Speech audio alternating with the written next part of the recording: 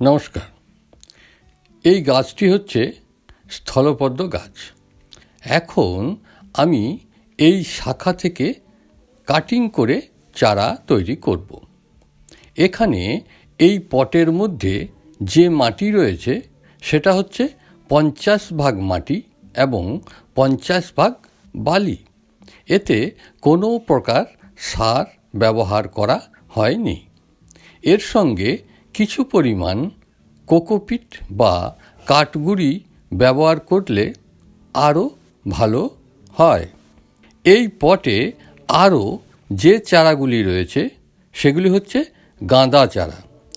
এগুলিকেও 1 মাস আগে পুরনো গাছের শাখা কেটে বসিয়েছিলাম। এখন এদের গ্রোথ শুরু হয়ে গেছে। এবার এই গাঁদার চারাগুলিকে আলাদা আলাদা পটে বসাতে হবে।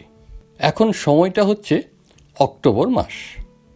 এখন দেখুন এই স্থলপদ্মের শাখাটিকে 6 ইঞ্চি সাইজে ছোট ছোট করে কেটে নিচ্ছি। এই খণ্ডগুলিকে 1.5 থেকে 2 ইঞ্চি মাটির ভেতরে রেখে ওই পটের মধ্যে বসিয়ে দিচ্ছি। এখন থেকে লক্ষ্য রাখতে হবে যে মাটি যেন শুকিয়ে না যায়। আবার জল অতিরিক্ত হলেও চলবে না।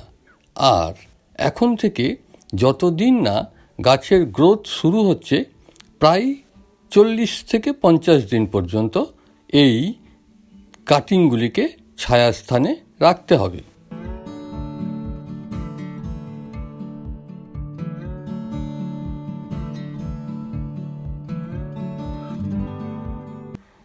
কাটিংগুলি বসানোর 40 দিন পর এখন দেখেই বুঝতে পারছেন চারাগুলির গ্রোথ শুরু হয়ে গেছে। তাই চারাগুলিকে আলাদা আলাদা পটে বসিয়ে নিচ্ছি। এখন থেকে গোড়াতে বনসাই সয়েল ব্যবহার করা যেতে পারে। আমি অবশ্য এখানে সাধারণ মাটির সঙ্গে 10 ভাগ গোবর খাদ এবং 25 ভাগ কাঠগুঁড়ি ব্যবহার করেছি।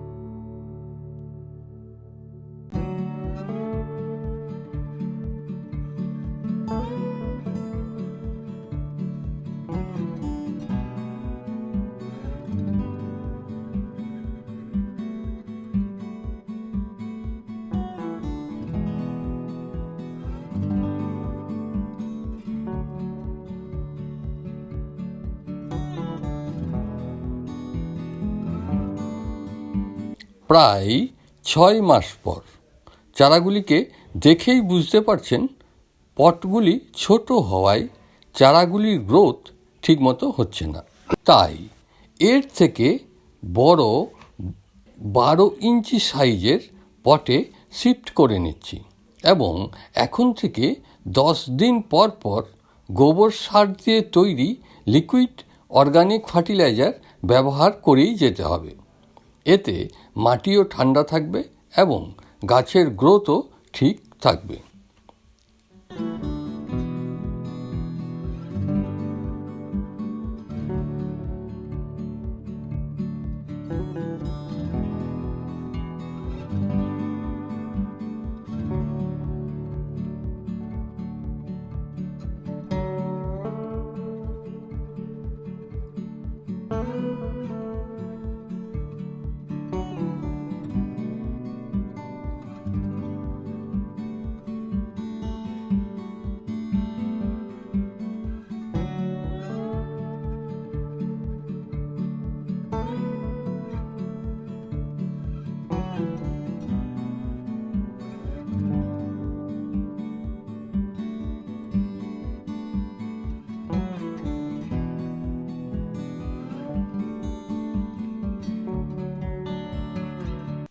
1 বছর পর, অক্টোবর মাস 1 বছর আগে এই অক্টোবর মাসেই এর কাটিং বসিয়েছিলাম। এখন সকাল 8টা, তাই ফুলগুলি সাদা আছে। বেলা যত বৈকালের দিকে যাবে ফুলগুলি ততই পিঙ্ক কালার হতে থাকবে। এখন দুপুর 12টা, দেখছেন ফুলগুলি পিঙ্ক কালার হতে শুরু হয়ে গেছে।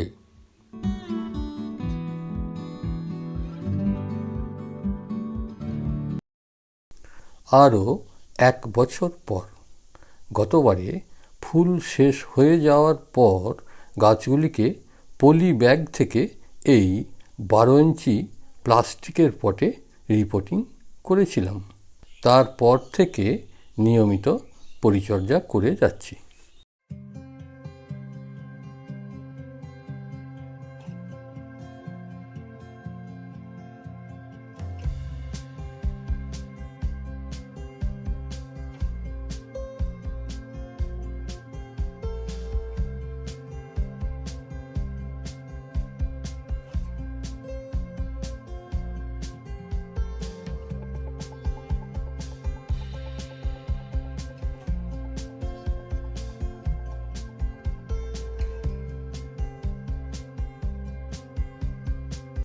এই ফুলটি গতকাল ফুটেছিল। এই ফুলগুলির বৈশিষ্ট্যই হলো সকালে ফোটার সময় ধপধপে সাদা থাকে, তারপর সারাদিনে আস্তে আস্তে পিঙ্ক হতে হতে সন্ধ্যায় পুরোপুরি পিঙ্ক হয়ে ঝরে পড়ে, যেমন এই ফুলটিকে দেখছেন।